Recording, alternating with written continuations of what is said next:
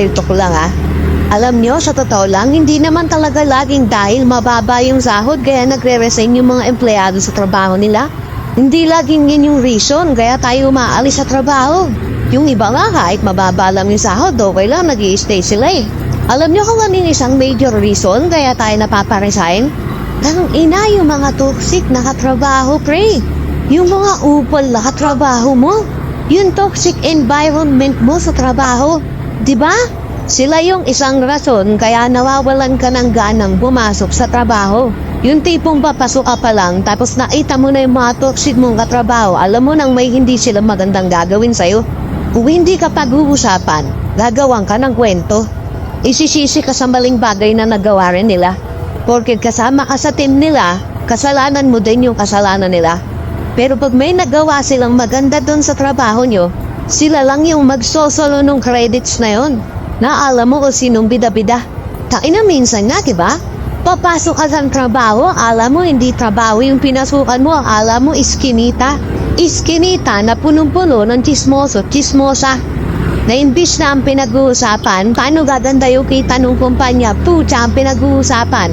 Buhay ng mga empleyado sa kumpanya. Napakagaling. Tapos tang ina pagtrabaho na wala naman ang naitutulong. Yung iba dyan, nagtitraining ka pa lang o bago ka pa lang, puta, mamamain ka na. Puta, kahit konting maling galaw mo lang, isusumbong ka na kagad. Nakakala mo, yung konting mali na yon, ikaw na yung magpapabagsak ng kumpanya. Tapos yung mga kupal mong katrabaho, sila yung akala mong dapat sila yung bida.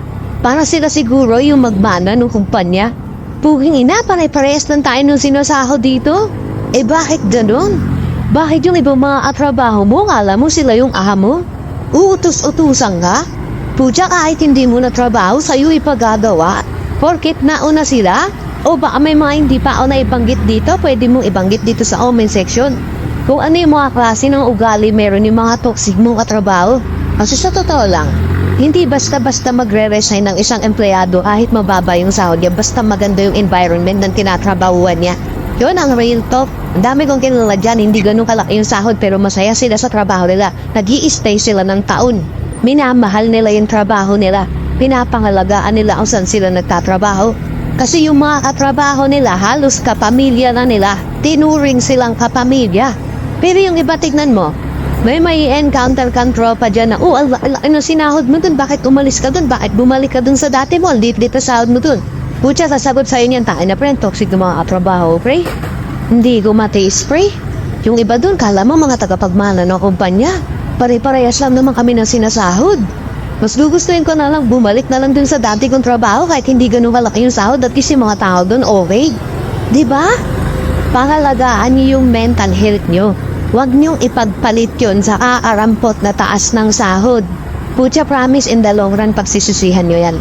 Na sana mas nag-stay na lang ako dun sa mas maliit yung sahod pero okay yung mga katrabaho ko kaysa naman dito. Laki ng sahod ko. Taki ng kupal naman ng mga katrabaho ko. Diba? Pawid nyo nga dito, nakaralig yan.